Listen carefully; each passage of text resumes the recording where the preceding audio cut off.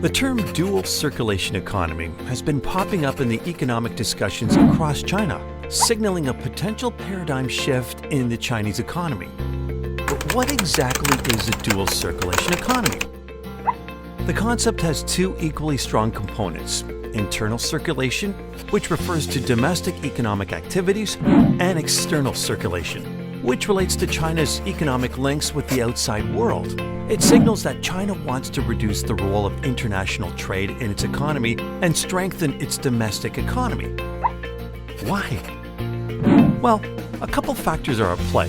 First of all, as the COVID-19 pandemic sends shudders across the world, the economic outlook outside China doesn't look particularly optimistic at the moment. Worsening China-US relations have also loomed large in China's consideration, as the US contemplates decoupling, and it seems bent on crippling China's economic and technological development. These, coupled with rising unilateralism and protectionism around the world, have pushed China to think more long-term. How can this dual strategy be achieved? While specific measures have not been fleshed out by the government, economists have rushed to put forward some general suggestions. For example, they argue that to fortify China's domestic economy, domestic consumption needs to play a much bigger role in driving economic growth, as it currently accounts for about 55% of the country's GDP.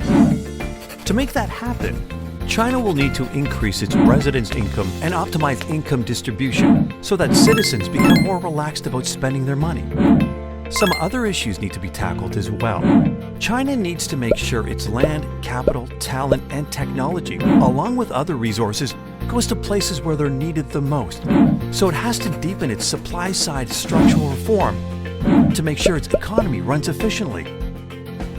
Innovation in the digital economy, which involves developing AI, big data, and 5G, have to receive even greater attention as they all are major contributors to today's economic growth.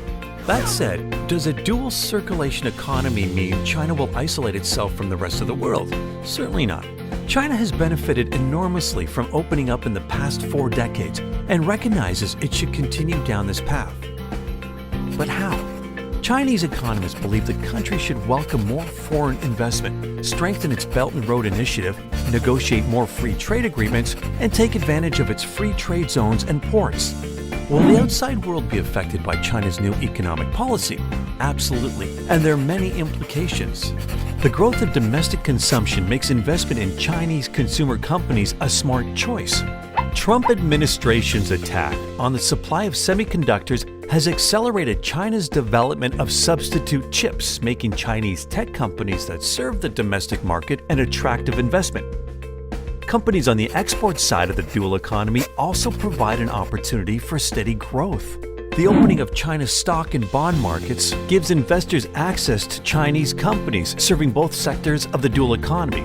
So yes, China would still need to work with the world to strengthen its economic resilience, but how the world engages with the Chinese economy also require adjustment.